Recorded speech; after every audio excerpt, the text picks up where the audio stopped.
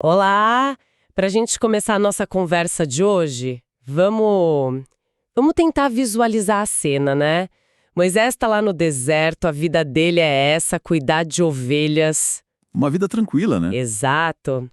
E de repente, ele tem aquele encontro com Deus na sarça ardente, e ali ele recebe uma missão que soa quase como uma piada. Voltar para o Egito. O lugar de onde ele fugiu. Justamente, fugiu como assassino. E agora tem que voltar a encarar o faraó, que era o homem mais poderoso do mundo, e falar: então, libera o meu povo. Simples assim.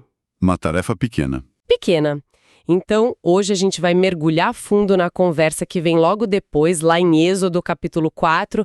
E olha, isso aqui não é história de um herói corajoso. É quase um manual de como dar desculpas. Totalmente. De persuasão divina. E tem uma das cenas mais bizarras e até assustadoras de todo o Antigo Testamento. A gente vai explorar essa jornada de um líder totalmente inseguro, passando por 3 crises gigantes, a de credibilidade, a de capacidade e uma quase fatal, que é a crise de aliança. Exato.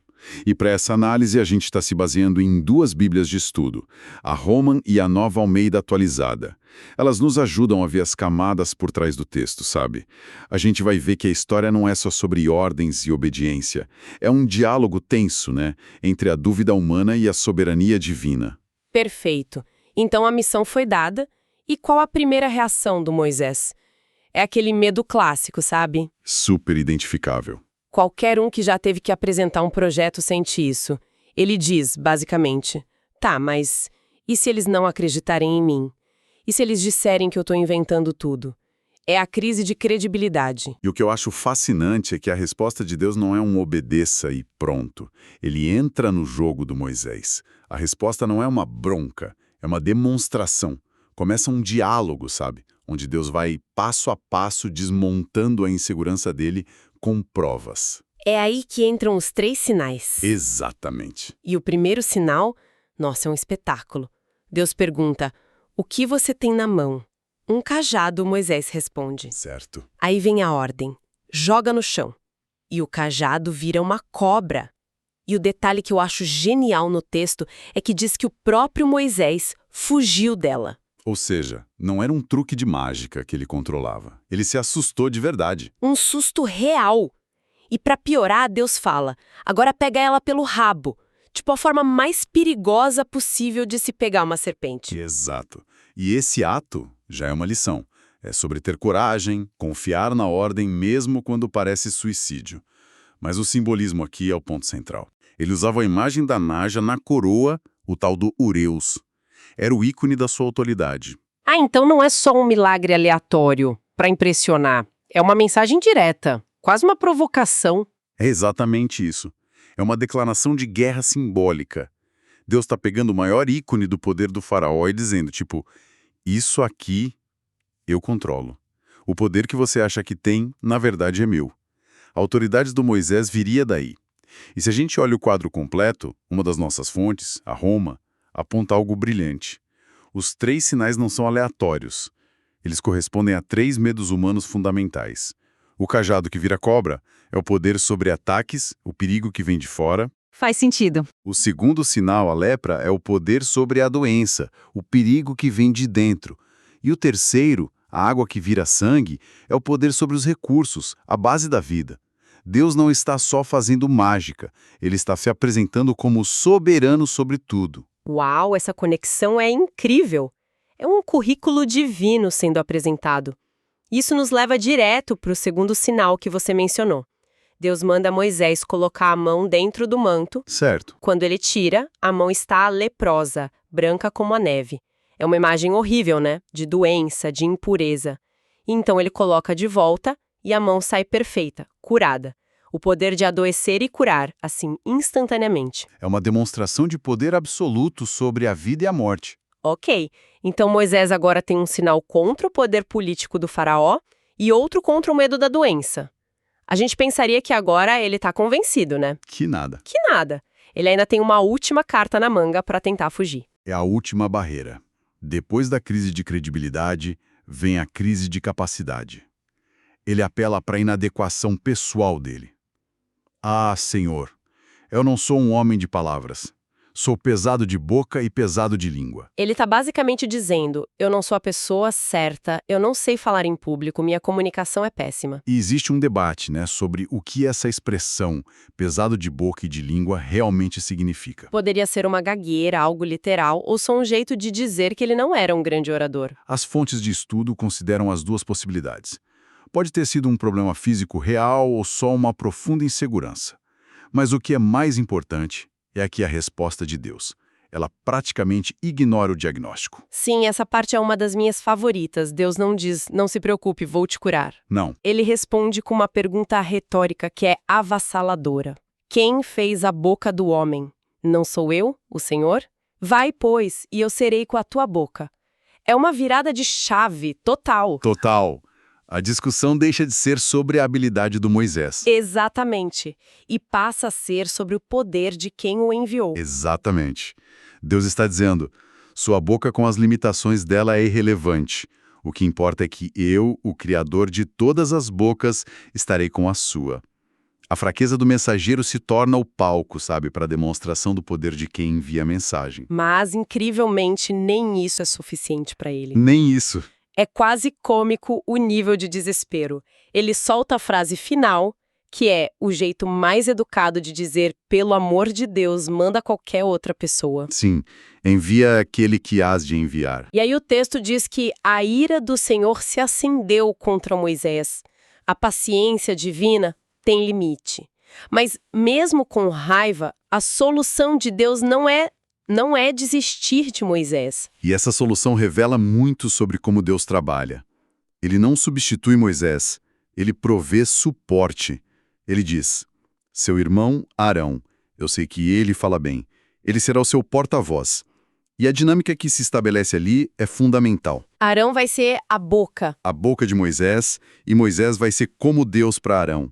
Ou seja, Deus fala com Moisés, Moisés passa para Arão e Arão fala com o povo. É um sistema de apoio, não uma substituição. A fraqueza dele foi acomodada. Ok. Então agora parece que não tem mais desculpa. Ele tem os sinais, tem o irmão como porta-voz, missão aceita, meio à força. Meio que sem opção. Ele pega a esposa, os filhos e começa a viagem de volta para o Egito. E quando a gente acha que a parte tensa acabou, a história dá uma guinada sombria. Totalmente inesperada. No caminho, numa estalagem, o texto joga essa bomba. O Senhor o encontrou e procurou matá-lo. Peraí, como assim? O mesmo Deus que acabou de passar um tempão convencendo Moisés, que deu sinais, um parceiro, agora do nada tenta matá-lo? Que lógica tem isso? Não faz sentido nenhum. É uma das passagens mais chocantes e difíceis de todo o Pentateuco. Deixa qualquer leitor confuso. Mas os comentários nas nossas fontes apontam para uma razão muito séria ligada àquela terceira crise que você mencionou, a crise de aliança. Ah, tem a ver com a aliança? Tinha uma falha grave por parte de Moisés. Ele, o homem escolhido para liderar o povo da aliança, não tinha cumprido um dos sinais físicos mais básicos dessa aliança no próprio filho, a circuncisão. Nossa, então era uma questão de faço o que eu digo, mas não faço o que eu faço. Pensa-me em consistência. Moisés estava indo para o Egito, exigir que o faraó obedecesse a Deus, mas ele mesmo estava em desobediência fundamental na própria casa. Como ele poderia ser o representante de uma aliança que ele mesmo não estava honrando? Isso desqualificava completamente. Do ponto de vista divino, sim. Era uma hipocrisia que minava toda a missão antes mesmo de começar. O ataque de Deus não é aleatório, é uma correção de curso, violentíssima. E a resolução da crise é tão estranha quanto o ataque. Não é Moisés quem age, é a esposa dele, Zípora. Sim, o que é impressionante. Ela pega uma pedra afiada, o que já dá uma ideia da urgência da cena, circuncida o filho e joga o prepúcio aos pés de Moisés dizendo uma frase enigmática: "Você é para mim um marido de sangue." E, com isso, o texto diz que Deus o deixou. Ela literalmente salva a vida dele. O que isso revela é, Zípora, que era midianita, uma estrangeira, É quem entende a seriedade da aliança e age de forma decisiva. Existe uma ironia profunda aqui, né?